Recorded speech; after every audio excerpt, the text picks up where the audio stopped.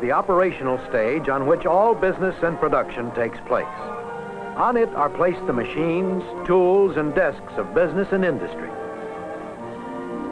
Floors are subjected to more wear from traffic and operations and collect more dirt than any other part of a building. Scientific floor care, therefore, is the most important phase of any sanitation program and may require almost half of the entire sanitation effort. However, the benefits of good floor care more than compensate for the time, material, and effort required. Most people think that floor cleaning is a manual operation which begins when the worker starts to clean. This discounts completely the planning and preparation which is necessary for efficient floor cleaning. Now, this enlarged copy of a floor plan shows the areas to be cleaned and maintained each day. The colors indicate the type of flooring and aid in allocating the amount of floor space to be covered daily. The entire cycle of daily, weekly, and monthly floor care is scheduled on comprehensive charts. Now, although working out these schedules takes time, they result in increased coverage and better cleaning. Cleaning frequencies may then be modified to meet changing needs. First of all, know your floors. Teach the operator the basic composition of these floors so he'll be able to follow an intelligent system of floor care. There are 4 main types of soft floors. This is asphalt tile and is fairly resistant to moisture. It is the least resilient of the soft floors and is easily indented. Ground-in dirt or foreign materials impair and mar its surface. Linoleum is made from vegetable oils, oxidized into a tough, pliable substance and mixed with ground cork, wood flour, and color pigment. It is usually pressed onto a burlap backing. It may be stained by grease and oil. Rubber is very durable if properly treated. It is composed of pure rubber combined with fillers and color pigments. There are many types of vinyl floorings, but generally they may be classified as vinyl asbestos, homogeneous vinyl, and calendared vinyl. The difference in the types of vinyl pertain mostly to the service life of the flooring. For our purposes, we can treat all vinyl floorings the same. Vinyl floorings are composed of vinyl resins, a plasticizer, mineral fillings, and color pigments. Vinyl floorings are very attractive in color, and their surface is smooth and durable. They are resistant to wear, and yet they're extremely resilient underfoot. Among the resilient floorings, vinyl is the most resistant to grease and oil, but they must be protected with a wax or non-wax finish. Floors are subjected to unusual traffic conditions. Take, for example, this 118-pound girl.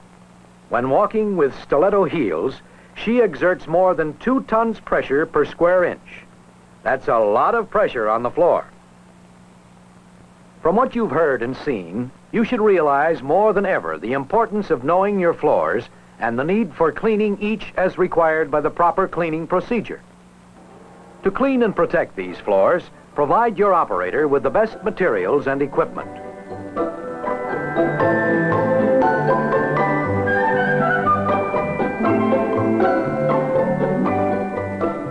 Consult your National Sanitary Supply Association member, who is qualified to furnish you with the proper floor cleaning materials as determined by your need.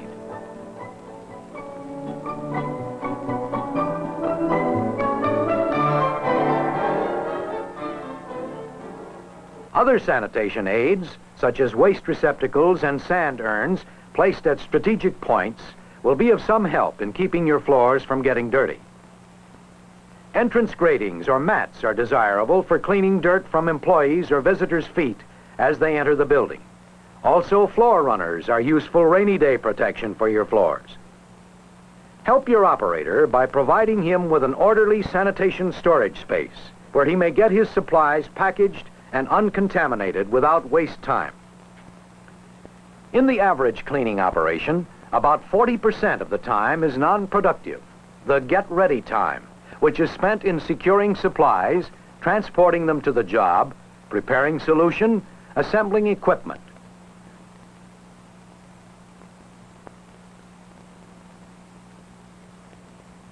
Litter of any size must be carried away, and furniture must often be moved before the floor is ready for the actual cleaning operation. Thoughtful planning will reduce the time consumed by this phase of the cleaning operation.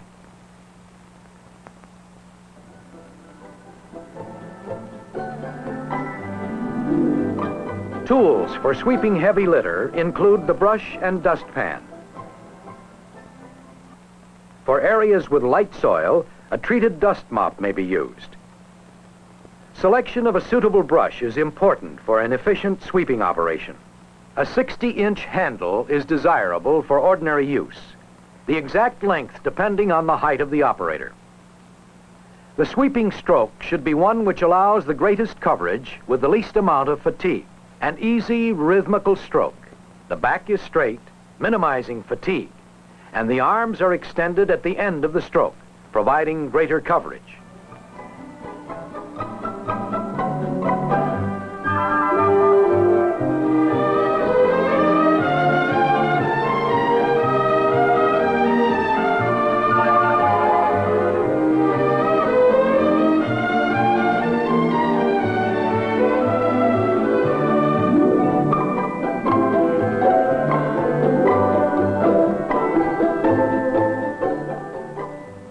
Mopping equipment includes 2 mops, 2 mop buckets with wringer or squeezer, or a mopping tank and steel wool or synthetic pads.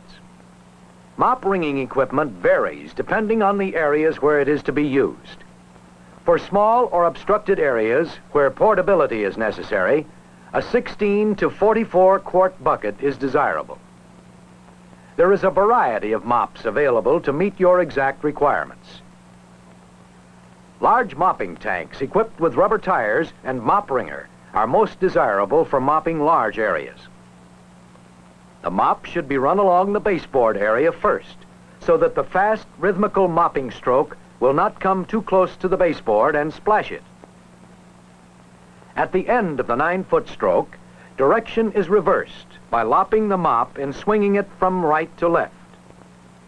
Using a good rhythmical stroke, approximately 100 square feet can be cleaned with 1 application of solution. Time per 1,000 square feet varies from 30 minutes to an hour, depending upon operator's skill, the degree of soil, number of obstructions, and availability to water change facilities. After mopping with the cleaning solution, wait for the chemical action to emulsify the soil.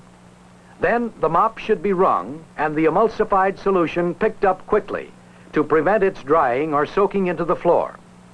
Any spots remaining can probably be removed with steel wool and concentrated cleaning solution. Rinsing is an important part of the mopping operation. Use clear water and the clean mop. Cleaning solution left on the floor may be harmful to the surface through chemical action and may be slippery.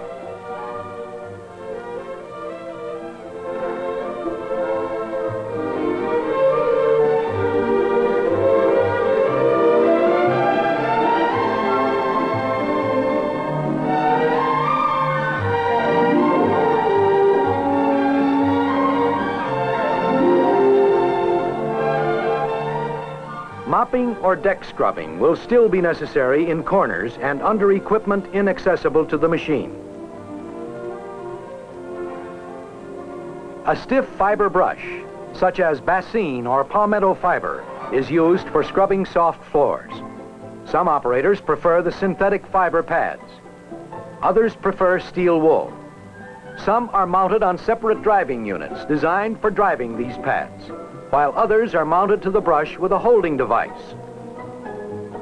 When the tank is attached to the scrubbing machine, the amount of solution deposited on the floor is controlled by the operator and is determined by the degree of soil.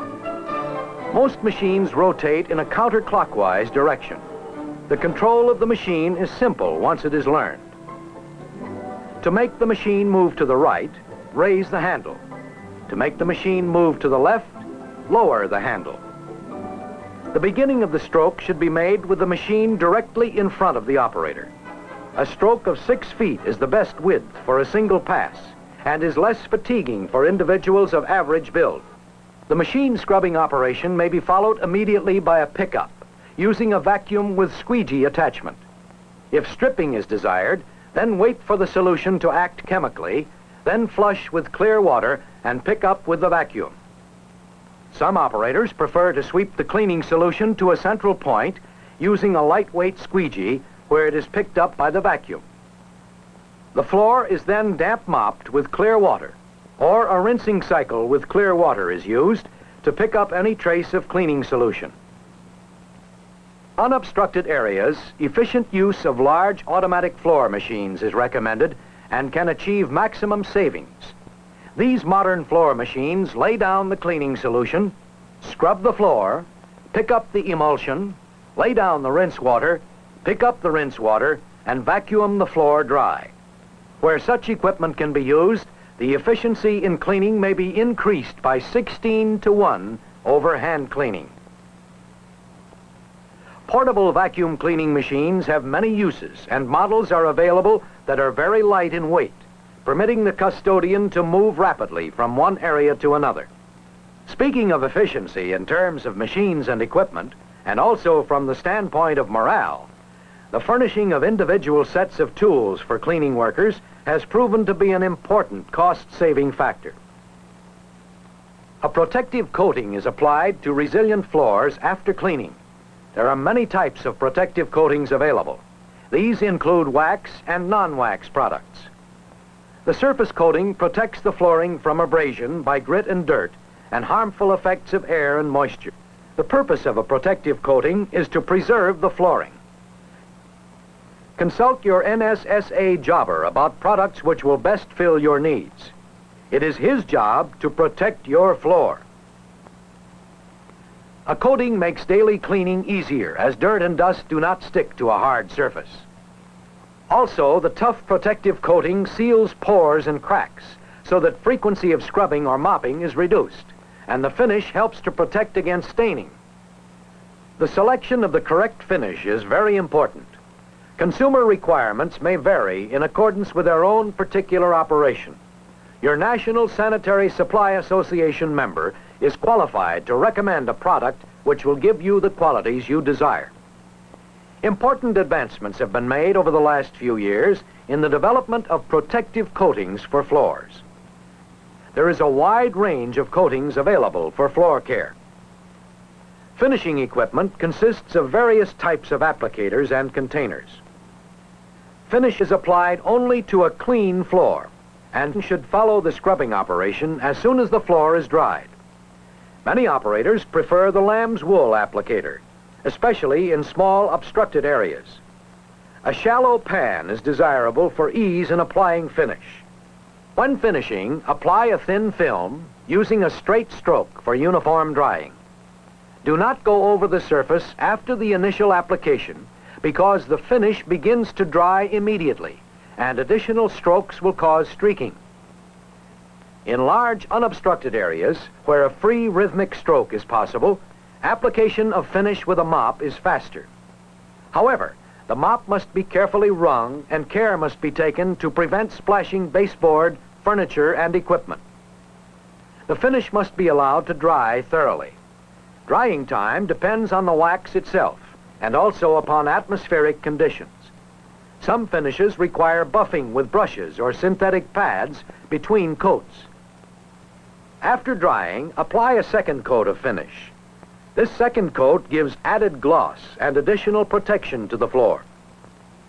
For added luster, buff the area with a mechanical buffer using polishing brush or synthetic floor pad. Buffing burnishes the surface, making it tough and wear-resistant, as well as heightening the gloss. Application of the second coat will decrease the frequency of finishing needed. When it is applied immediately after the first coat is dry, it requires only a fraction of the time, since all make-ready preparation is eliminated. After the second coat, polish the floor with your choice of polishing pad placed under the brush or particular driving head required.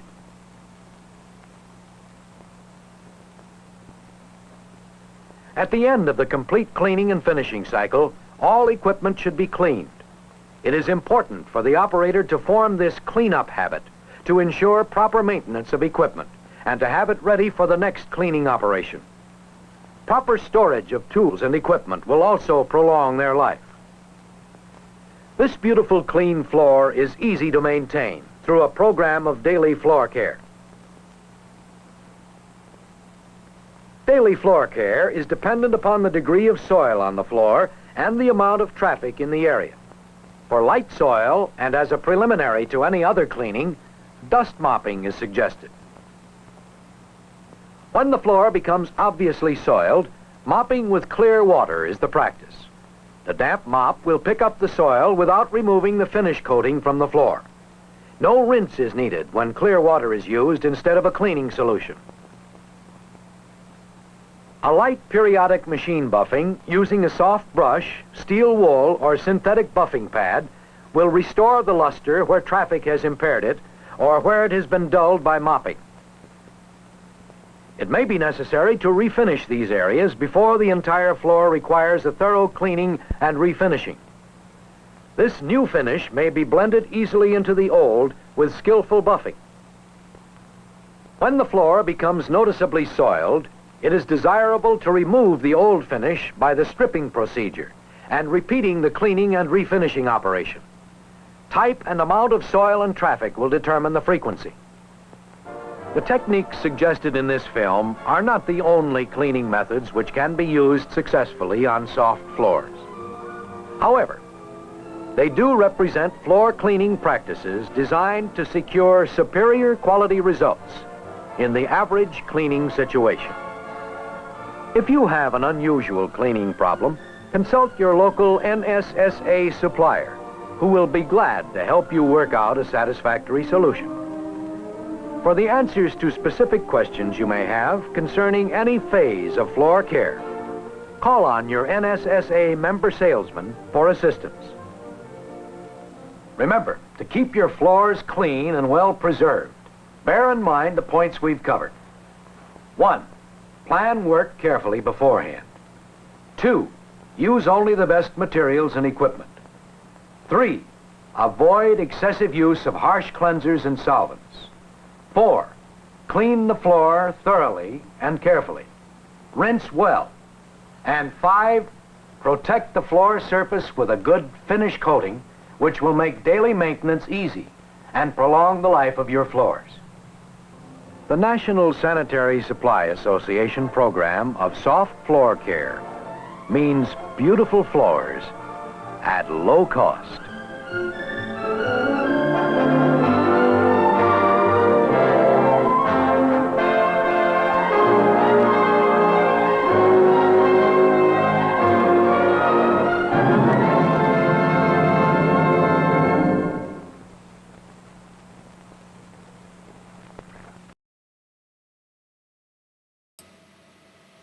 Hello everybody, I'm Skip Alzheimer and welcome to the AV Geeks Lunchtime streaming show where we just watched a film about cleaning and maintenance of resilient floors. I actually have a couple of films that deal with floor care. So every once in a while I have to sneak one out. It's funny, I have a friend, a longtime friend, who really loves films about carpeting and about floors and about floor care. And actually, for his birthday, I put together a DVD of just such those films, which is why some of these are digitized, and I can show them to you. Not for the meek, but I love niche films and then showing them to people who have an appreciation of niche audiences and things which we call ephemeral, made for a very specific group of people at a very specific time, and that time and that group of people might have gone away. Although we still need floors, even in the information age, we still need floors. So I got a film set up here. Watching that film Sam on Buses last week made me want to pull some more bus safety films, so here's another one. Brought to us by the folks at Centron. Centron was a small educational film company based in Lawrence, Kansas, and so there might be scenes of Lawrence. I don't know, and at some point I hope post-pandemic to make my way there and do a sightseeing tour and see if I can match up Centron films with different locations. So here it is, school bus safety and courtesy.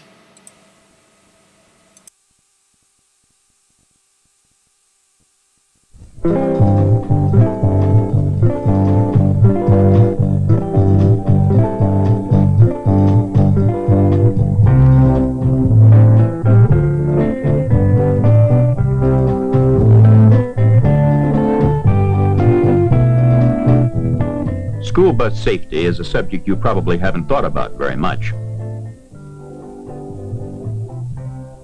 Some kids think safety rules aren't very important. But did you ever wonder what it would be like if there were no safety rules? Just imagine what your trip to school would be like.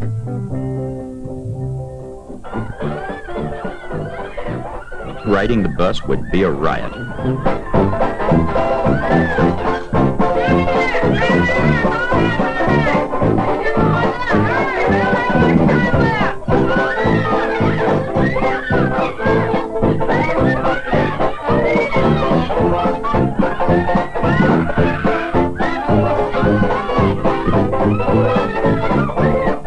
Yes, sir, with no safety rules, the trip to school might be a real blast.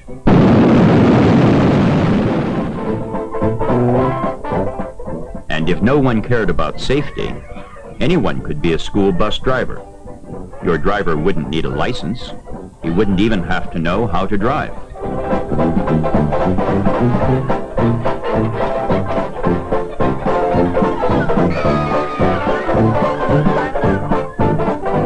Of course, if there were no safety rules, you wouldn't be riding in a safe, modern school bus to begin with. Instead, you'd probably have to ride in a bus that looks like this.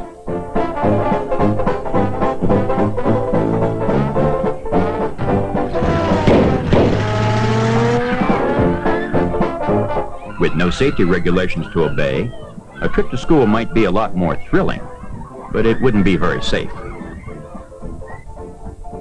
Before long, your school would probably look like a hospital. But let's stop imagining. Your safety is important to a lot of people. That's why you have modern school buses to ride in that are specially marked and equipped to ensure your safety. And all school buses are operated by highly trained drivers who are experts in getting you to and from school safely. But the most important ingredient in school bus safety is you. By following a few simple rules, you can help make your trip a safe and pleasant one. Let's see what these rules are. The first rule is dress properly for your trip to the bus stop. When there is darkness or rain, be sure to wear light-colored or reflectorized clothing so motorists will be able to see you easily. Be prepared for a possible change in the weather, too. Always leave home in plenty of time to catch the bus. When you have plenty of time, you can be more careful on the way to the bus stop. When you're late, you've got to hurry. Running to catch the bus may be good exercise.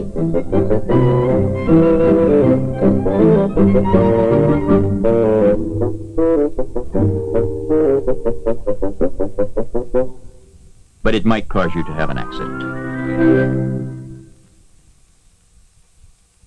Being on time at the bus stop will help your driver stay on schedule. He'll be able to take the time he needs to drive safely.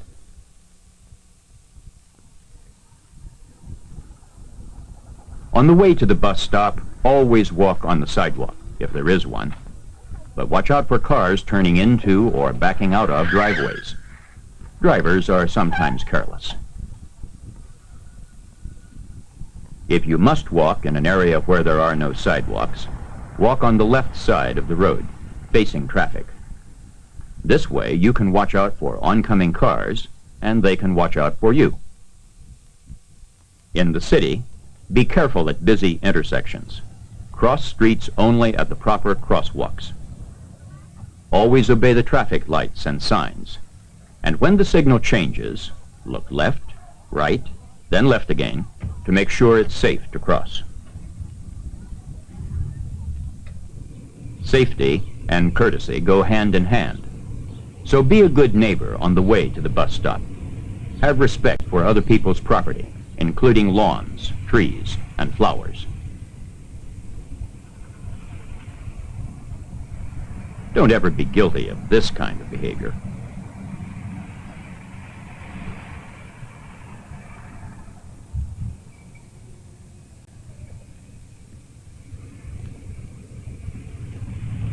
And avoid taking shortcuts through someone's yard.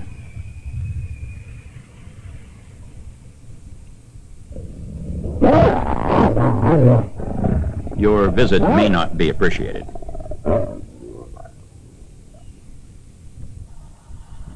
When you reach the bus stop, there are some more safety rules you need to remember. First, stand well back from the roadway. Give your bus driver plenty of room to pull over and stop. While waiting for the bus to arrive, there's always a temptation to stir up a little excitement. But whatever you do, stay out of the street or highway, or you may cause more excitement than you want. That was a close call. You might not be as lucky. So keep out of the street while waiting for the bus. Remember, most fatal accidents happen while children are on the street, not when they are on the bus. If you must cross the road when your bus arrives, always make sure the road is clear. Then, when your driver gives you the signal, cross quickly in front of the bus. As you might expect, there's a right way and a wrong way to board the school bus.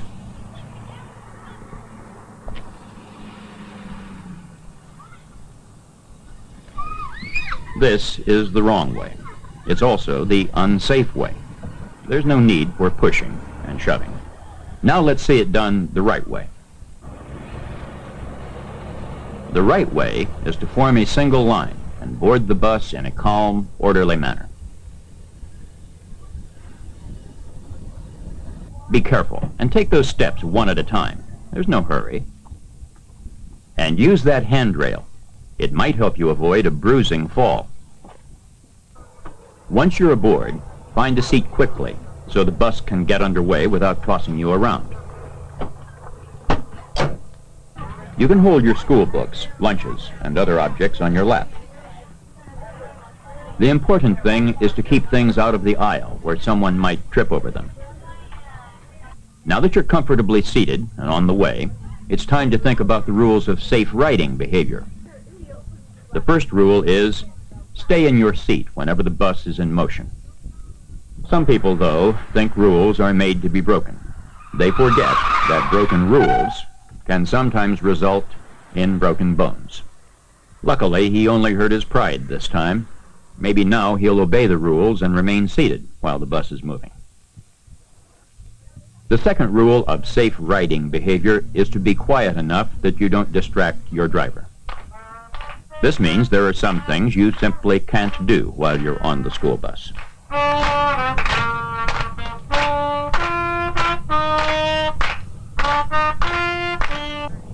There's nothing wrong with having a good time. It's okay to talk and laugh normally with your friends. But loud, rowdy behavior like this is unsafe. Loud talking, yelling, and noisy commotions can distract your driver. When the driver has to look in the mirror to see who's making the commotion, she can't watch the road. This is a dangerous situation for everyone. If your driver has to quiet you down or remind you of the safety rules, always obey the instructions quickly and courteously. Remember, the driver is the authority on the school bus, just as your teacher is the authority in the classroom. The next rule to remember is take care of your school bus. Do your part to keep it clean. Keep your feet off the seats and on the floor where they belong.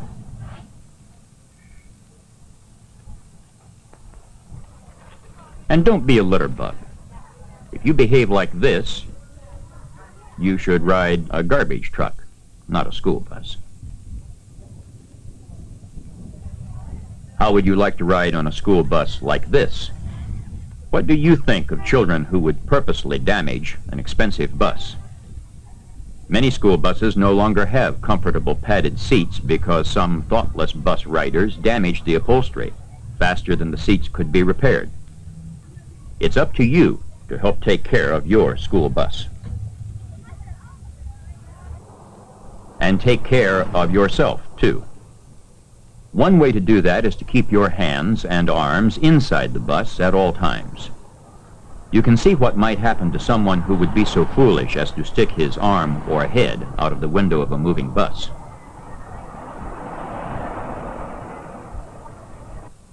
When the trip is over, there's another safety rule to keep in mind, and that is, remain seated until the bus comes to a complete stop.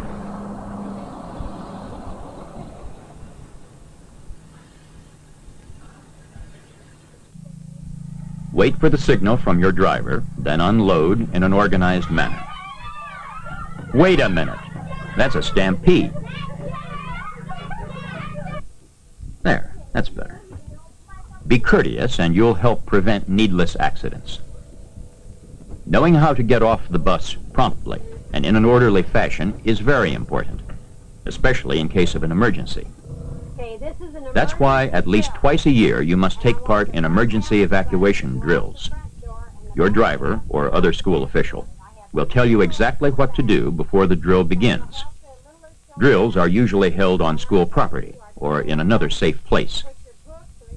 During a drill, you may practice several different methods of evacuating the bus. One way is for everyone to leave through the front entrance door as usual.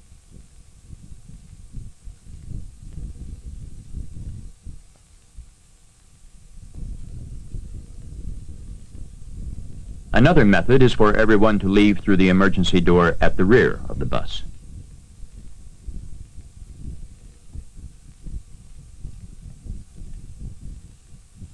The third method is for the riders in the front half of the bus to leave through the front door, while those in the rear half leave through the emergency door. Always be careful when you must exit through the emergency door. It's quite a jump, but there will be help if you need it. During any evacuation drill, leave your books and other articles on the bus and get out as quickly as possible. Once off the bus, keep walking until you're well off the roadway. Stay there in a group until your driver or other school official gives you further instructions. Evacuation drills like this one can help you be prepared in case your bus is ever involved in an accident or emergency. Well, here you are on the way home after a busy day of lessons and study. It's nice to relax and enjoy the ride. Go ahead. Forget about school for a while. But don't forget about safety.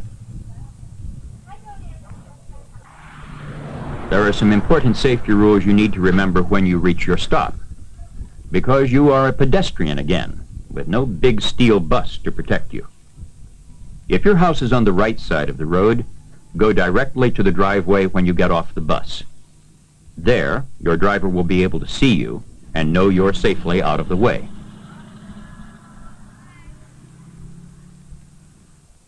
If you must cross the road to get home, walk 5 or 10 steps in front of the bus. Make sure the way is clear when you reach the driver's side of the bus. Assume that cars and trucks on the road will not stop for you. Wait until they do stop, or pass, before you cross the road. Then cross the road quickly. Now let's review the rules that are important for your safety. Practice safe, courteous behavior on the way to the bus stop. Be on time, and keep out of the road while waiting for the bus to arrive.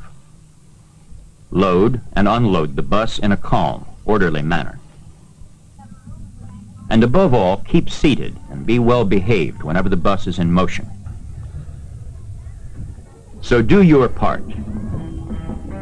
Make your bus ride safe and enjoyable by following the rules of school bus safety.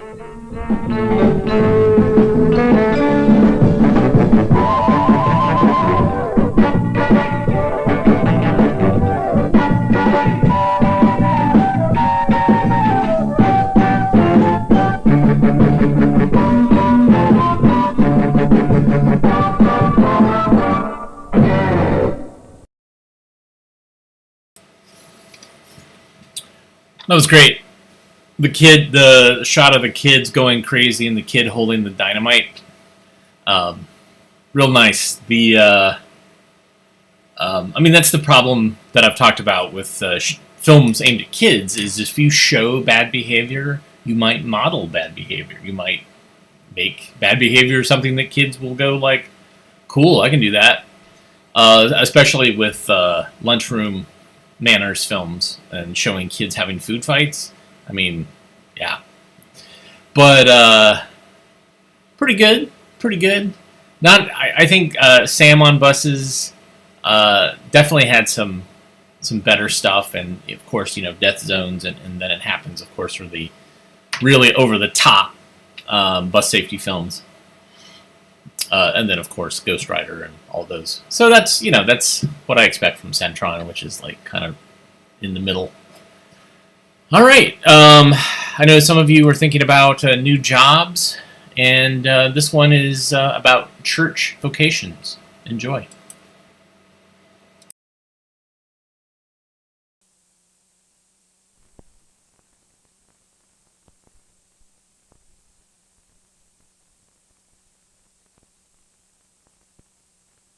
Your life work.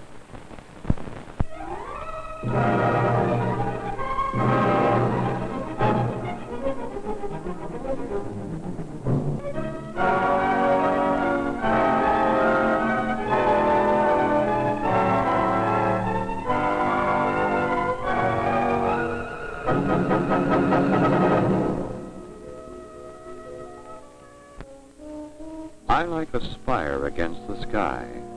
I do not know exactly why, if you should ask that I should tell.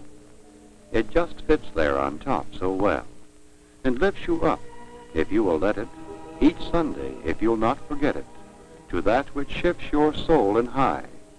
I like a spire against the sky. In every city, town, and village, there stands the church, ready to serve the community.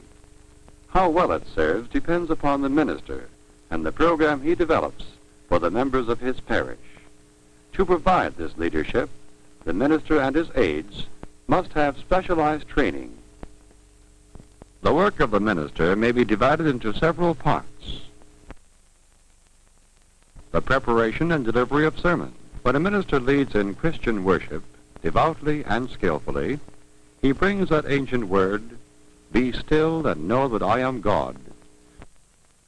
The educational and recreational program.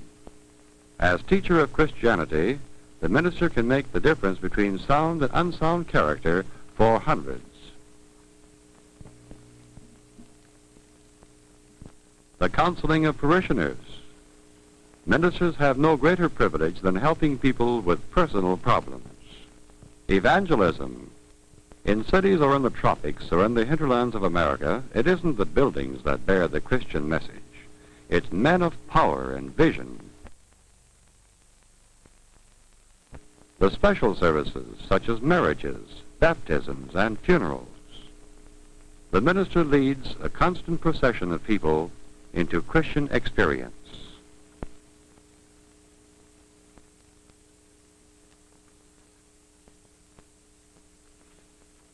Finally, the management of the church's business. As the religious leader of his church, the minister must be able to deliver his sermons in a clear, fluent, and distinctive manner. His thinking must be logical and broad in order to inspire, enrich, and enlighten his congregation. As an educational and recreational leader in his church, the minister has need of the highest qualities of leadership. He must first be alert to the needs of his parish. Then he must be able to plan effective programs to meet them, and be able to enlist the cooperation of his lay groups in carrying out these programs. This includes the selection and training of the best leaders among the men and women, the boys and girls of his congregation. As a counselor, the minister must be ever available to his church people. He calls upon the sick and troubled and welcomes the stranger. He is attentive to the personal needs of his people. The minister must be ready and willing at all times, with dignity and sincerity, to perform the solemn and sacred rites of marriage, baptism, and burial. Both in happiness and sorrow, everyone feels the need of God and asks the service of the one who ministers in his name. And finally, as a businessman, the minister must understand and direct intelligently the handling of church funds. He may have help from a board or special committee, but the responsibility for getting things done usually rests with the minister. This is true of routine matters such as supervising the maintenance of building and grounds, as well as of special projects, such as building a new church or adding to the present one. In many denominations, there are higher administrative posts to which young ministers may aspire. Such church officials provide advice and guidance for local ministers and religious leaders. The minister's service does not end with the activities which he conducts personally. Church schools, for example, are usually conducted by volunteers from the church membership, but it is the minister's job to select these people who will help him guide the religious development of young and old. Such work requires initiative and originality to handle satisfactorily the many problems involved. Since music is recognized as an inseparable part of all religion, the choir is an important group within the church organization. There are several schools now in operation which offer special courses in choir music. A very important part of all church work is the youth program, both religious and recreational. It is designed to prepare young men and women for leadership as adults in the activities of the church and community. As such, it must contribute to their well-rounded development. The adult work in the church includes study groups for men as well as women to acquaint the members with the work of the church, both at home and abroad. Men and women, and sometimes the whole family, participate in social meetings of the church, which are designed to promote fellowship and understanding. Some of the larger churches engage in social service through well-organized welfare programs. These are usually located in the poorer sections of the cities and include religious, educational, recreational, and health activities. The minister must work closely with the director of these activities, who are specially trained for their jobs and usually are assisted by a staff of volunteer workers. Even the small churches have needy people and must engage in similar activities. The home missionary field reaches out to the underprivileged all over the nation, regardless of race or color. Workers in this field are mostly trained laymen who are able to render all types of religious and educational services. Foreign missionaries often obtain workers from among the natives, giving them whatever training is needed for their special assignments. The churches often send laymen with specialized training in teaching, medicine, and agriculture to organize special programs in the foreign field. Another field of religious work is the summer camp, with a program for junior high and high school people, as well as a week for the family. A camp promotes the religious and social development for all the family. In a small church, the minister usually must perform all his official duties himself. In larger churches, where the program is large and varied, the minister may have one or more assistants who are assigned to direct certain activities and to help with routine office work and counseling. The ministry, as all other professions, requires intelligence and good health. But more than this, it requires a man with devout and sincere temperament, whose life is an expression of his religion. He must be happy in helping others, for that will be his greatest reward. He must like people and possess leadership qualities. In preparing for the ministry, one should secure a broad college education before entering into professional training. Courses in recognized theological schools usually run 3 to 4 years in length. Each religious faith, of course, determines its own plan of training. It is certainly true that a career in the ministry presents an abundance of opportunities for worthwhile service. Whether large or small, the church is the hub around which all religious activities revolve. The early history of our North American continent is studded with the names of church leaders who opened the frontiers and made way for civilization. Many of our largest and finest educational institutions owe their existence to ministers. Among others, Reverend John Harvard gave his library to found Harvard University. George Whitfield, an early minister, is given credit for founding the University of Pennsylvania. Ministers down through the ages have contributed richly to the field of literature. Rabbi Joshua Liebman's Peace of Mind has brought help to innumerable people, and Reverend Lloyd Douglas novels have been read by millions. Ministers are prominent in public affairs of all kinds. The minister is called upon for the invocation. Practically all public functions, including the inauguration of our highest executives, are marked by a dedicatory prayer by a representative of a church.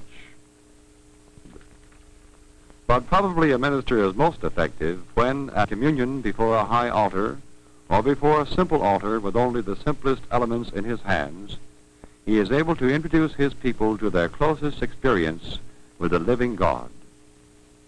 The satisfaction is no less when such moments occur with one small boy during a quiet walk on a country road. The spire that stands against the sky would only have light in the windows beneath it, as a continuing stream of candidates shall choose to serve the church. This may be your life work.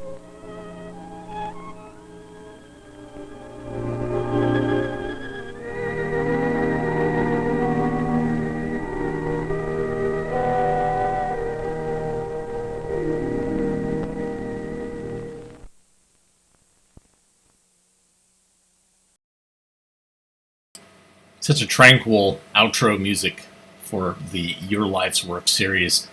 Church vocations, a lot of secular work that can be done associated with a church.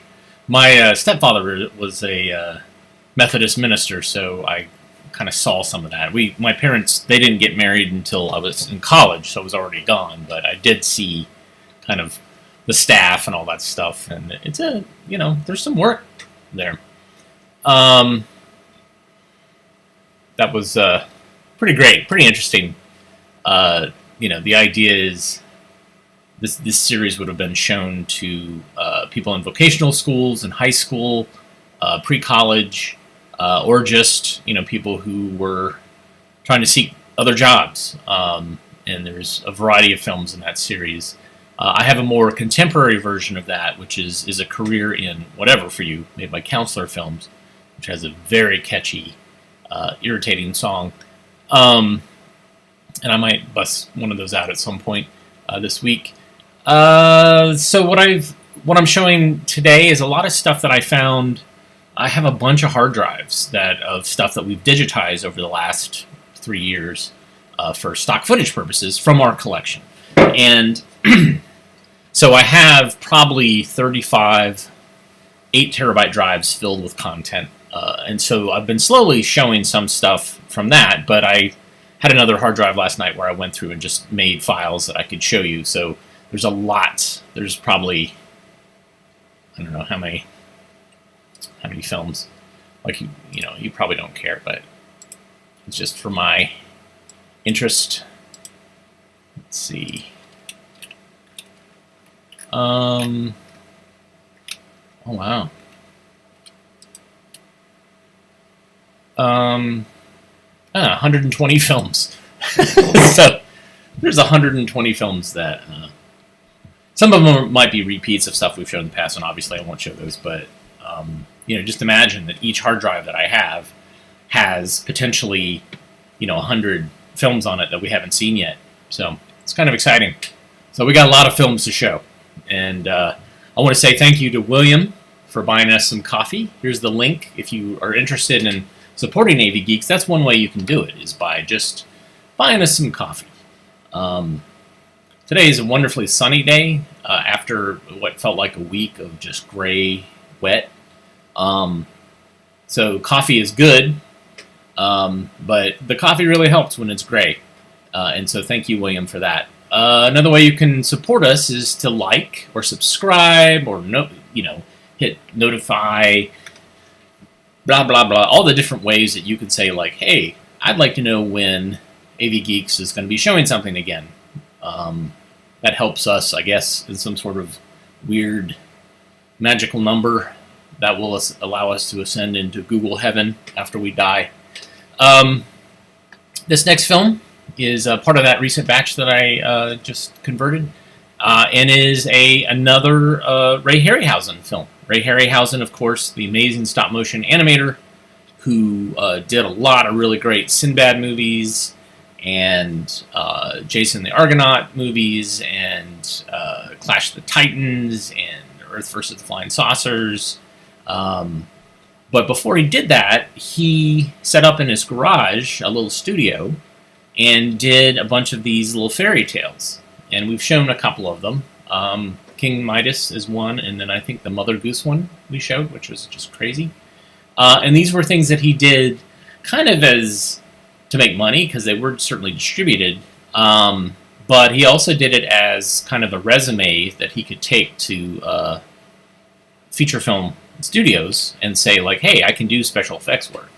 And so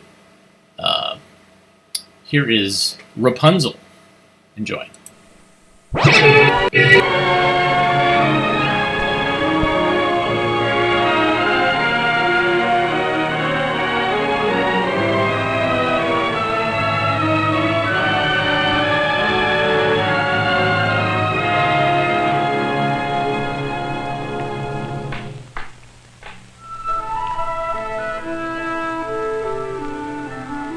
Once upon a time, very long ago, there lived a beautiful young girl in a high tower. Her name was Rapunzel, and she had long, beautiful yellow hair, as fine as spun gold. The witch had taken Rapunzel from her mother and father because they had stolen the witch's radishes. And now the old woman had locked Rapunzel in a lonely tower that had no doors and only one window at the very top. Each day when the witch came to visit the young girl, she took great care to be sure that no one would see her. Then she would call, "Rapunzel, Rapunzel, let down your hair."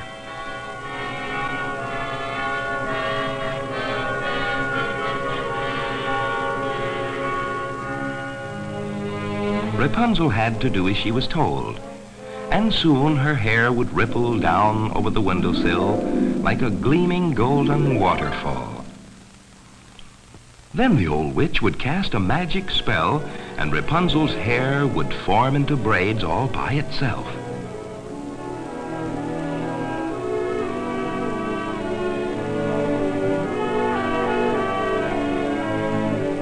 The silken braids made a long golden rope for the old witch to climb.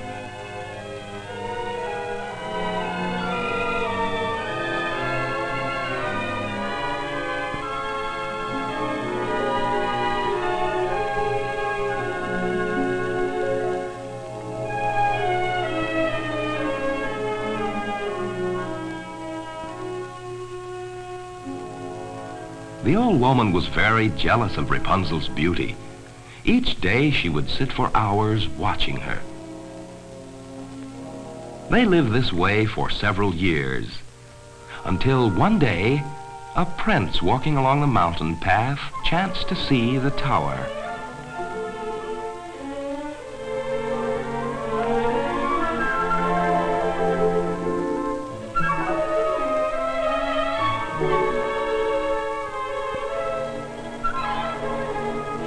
He was surprised to find a tower in such a lonely place. Wanting to enter, he looked about for a door, but found there was none. Never before had he seen such a strange building with no possible way to enter. Just then the old witch came hobbling up the path. The prince had heard of the old woman who had magic powers. He did not want her to see him until he knew just what she was up to. The old woman did not see the prince, and she called as usual, "Rapunzel, Rapunzel, let down your hair." And once again, Rapunzel's long yellow hair would ripple like a golden waterfall down the side of the tower. The prince had never before seen such beautiful hair and such a lovely face.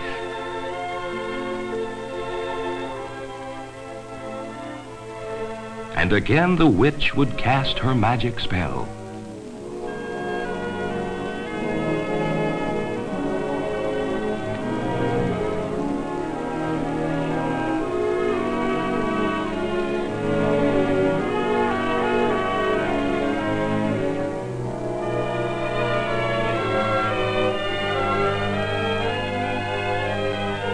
So that is how one enters the tower, thought the prince.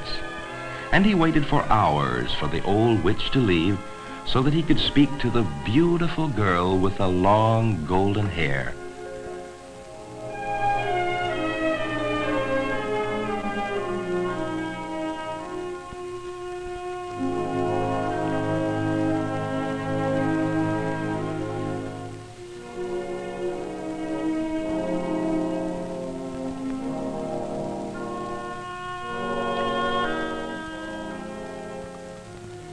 When the prince was sure that the old witch had gone, he called just as the witch had done.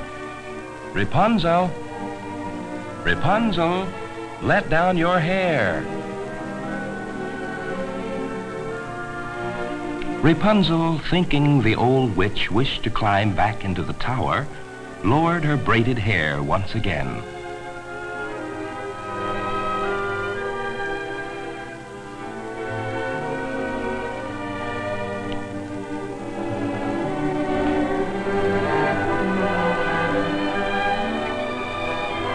Rapunzel was afraid of the prince, for she had never seen a young man before. But he was so kind and courteous that she soon forgot her fear.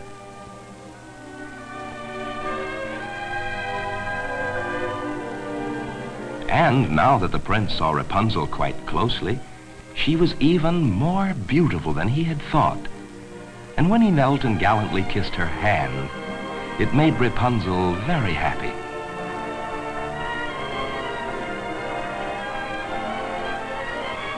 The prince promised to return the following day and free her from her prison tower.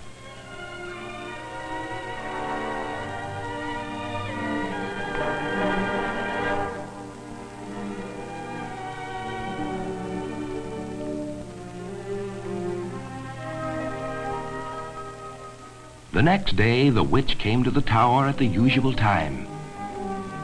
Rapunzel absent-mindedly said to the witch, "How is it that you take so long to climb up to the window while the prince climbs so swiftly?"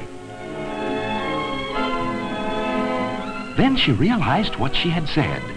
"Oh, you wicked girl," cried the old witch. "I thought I had you safely hidden from everyone. Oh, how you have deceived me." And in a fit of anger, she seized a pair of scissors and cut off those long, wonderful golden braids.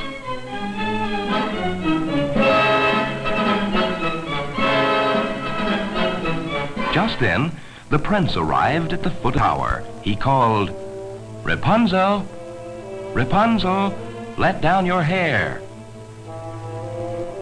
So, thought the old witch, he has come back for her. And in her wicked mind, she planned to cast a magic spell upon the gallant prince and blind him so he could never again see Rapunzel.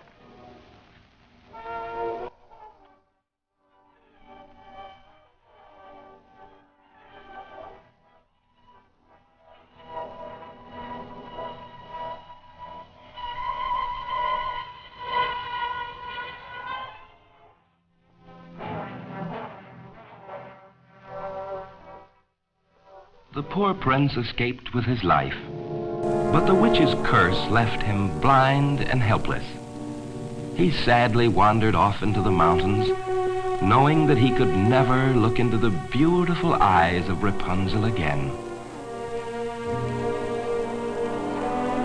To punish Rapunzel for deceiving her and attempting to run away, the hard-hearted old witch took her to a far-away desert and left her there, with only bare rocks and a crude log shelter to protect her from the wind and the sun. The girl pleaded with the witch to take her back to the tower, but the ugly old woman had a heart of stone and would not listen.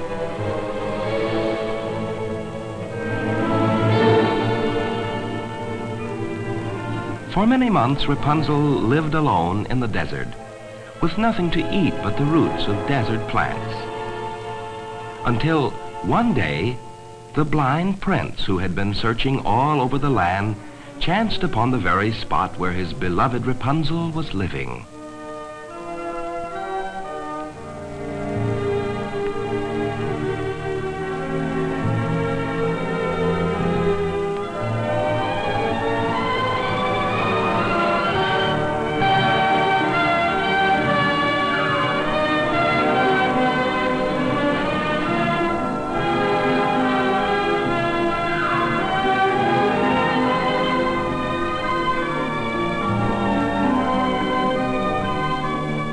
When she saw her gallant prince was blind, she wept. A large tear fell upon his eyes. It broke the witch's evil spell, and happily the prince once more could see his beautiful Rapunzel.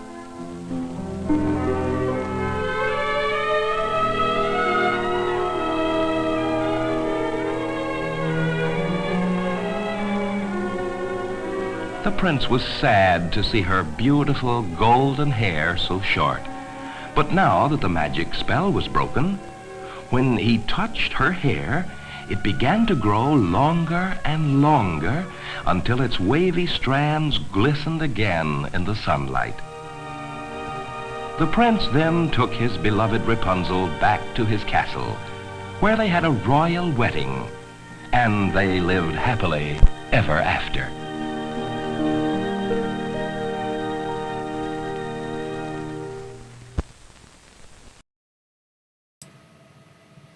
Great. I love it. I love the idea that Ray Harryhausen was stop motion braiding Rapunzel's hair. Such a dainty little thing.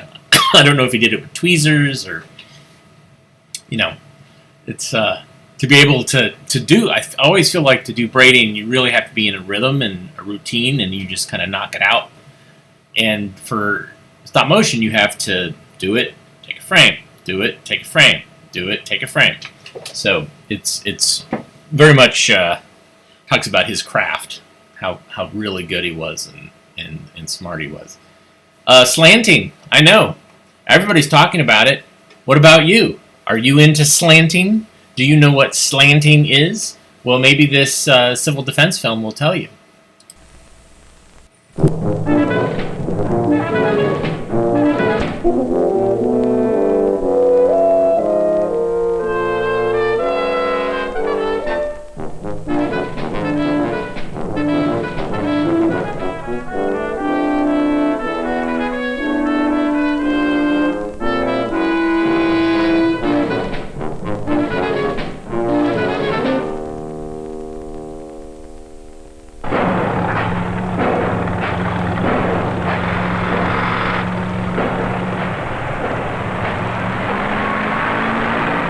It was always plain to man that the stone, clay, wood, or metal with which he built his buildings was solid matter. He could see it, feel it, cut it, weigh it, hammer it, join it. It protected him from the extremes of climate and the assaults of other men. The discovery of radiation allowed man to probe deep beneath the crystalline and cellular structures of matter. He found rigid arrangements of atoms, which are themselves mostly empty space. Each atom is made up of a tiny nucleus surrounded by whirling electrons from 1 to nearly 100. Radiation can pass readily through an atom containing few electrons, with slight chance for collision. Collision is more likely when radiation encounters an atom with many electrons. It is this collision with an atom which reduces radiation. The greater the number of atoms encountered, the more the radiation is reduced.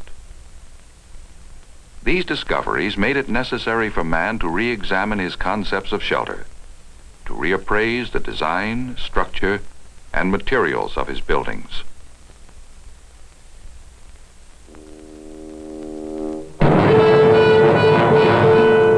If there were ever a nuclear attack on this country, tremendous quantities of radioactive particles, fallout, could spread and blanket as much as 3/4 of the total land area. To anticipate this contingency, a nationwide survey was made by the government to determine how much fallout shelter space was already available in existing buildings.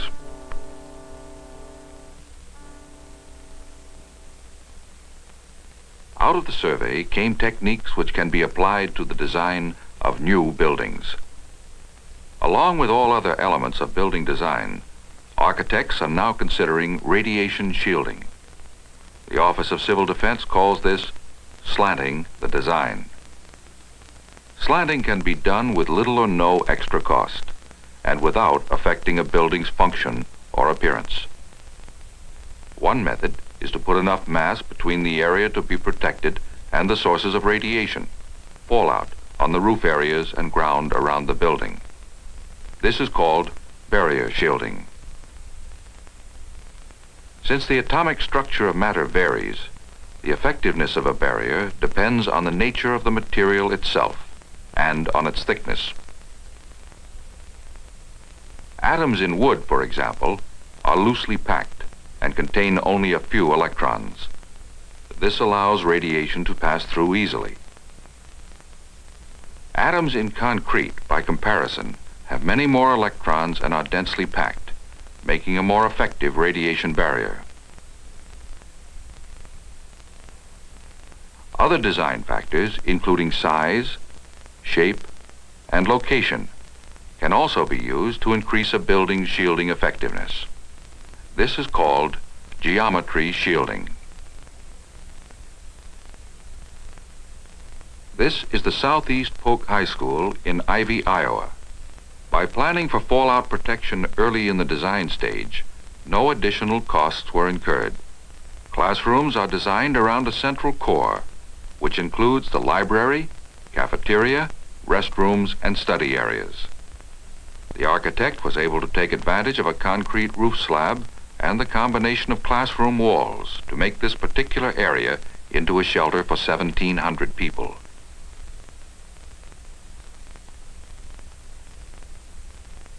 The basement of one wing of the Somerset County Home for the Aged in Somerset, Pennsylvania, provides 1,000 shelter spaces. In this type of design, the area is already shielded by its location. Increasing the thickness of the overhead concrete slab adds enough shielding to make it an excellent shelter. The cost was less than 1% of the home's total cost of just over $1 million. This is the school administration building in Pontiac, Michigan. Here, a number of factors affect shielding. A hillside location, a concrete roof slab, and reinforced concrete walls and baffles provide 1,200 square feet of shelter area. There was no extra cost.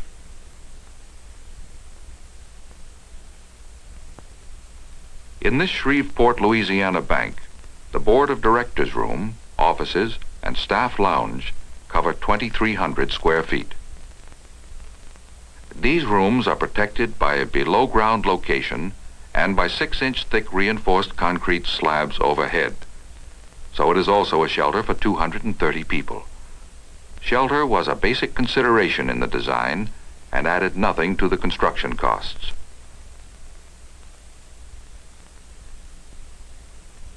Slanting the design has not affected the aesthetic form or function of the library on the University of California's San Diego campus.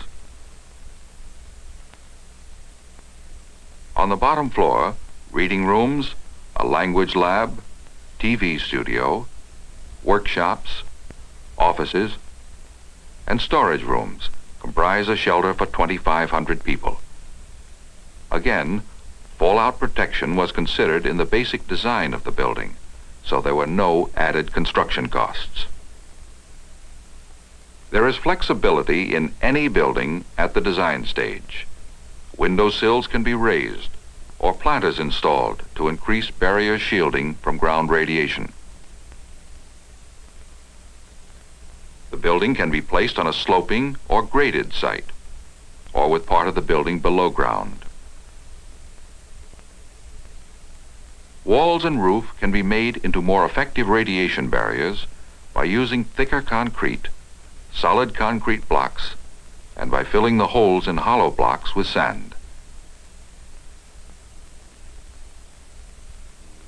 Finally, the arrangement of hallways, doors, stairwells, windows, and building facilities, with the addition of baffles if necessary, can provide a shielded area. A building is material: concrete, steel, brick, stone, glass. It is a geometry of roof, walls, and interior space. It is also ideas, concepts, and techniques. And one of these is slanting.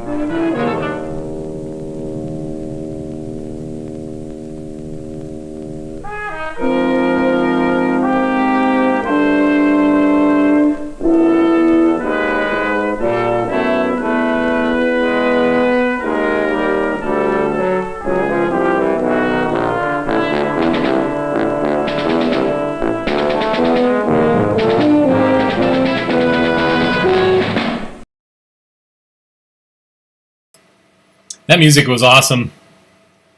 And I swear that narrator really wanted to be Alexander Skirby.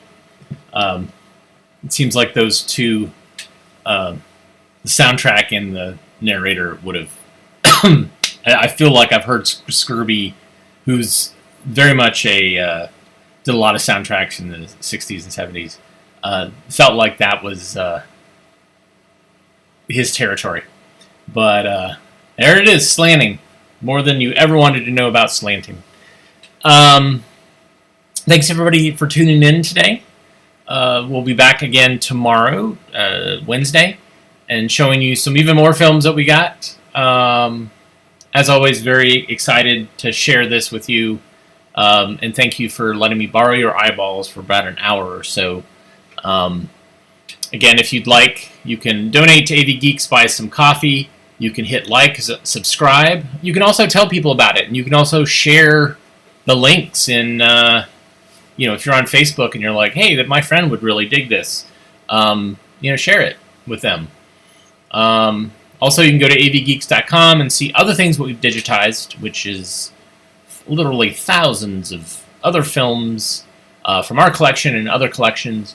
And we will see you again tomorrow, 1 o'clock-ish, maybe a little bit earlier, kind of depends. Generally what I do is I try to show, if I have a film that's a little bit longer, I sometimes bump it a little bit ahead and start like at 12:50, but not all the time. It depends on what I'm showing and what I got going on in my life that day. So it's generally between 12:50 and 1 o'clock that we get started. So, and I'll let you know as soon as I know. Anyways, please rewind and love each other. Take care, and we will see you again tomorrow. Everybody, take care. Bye.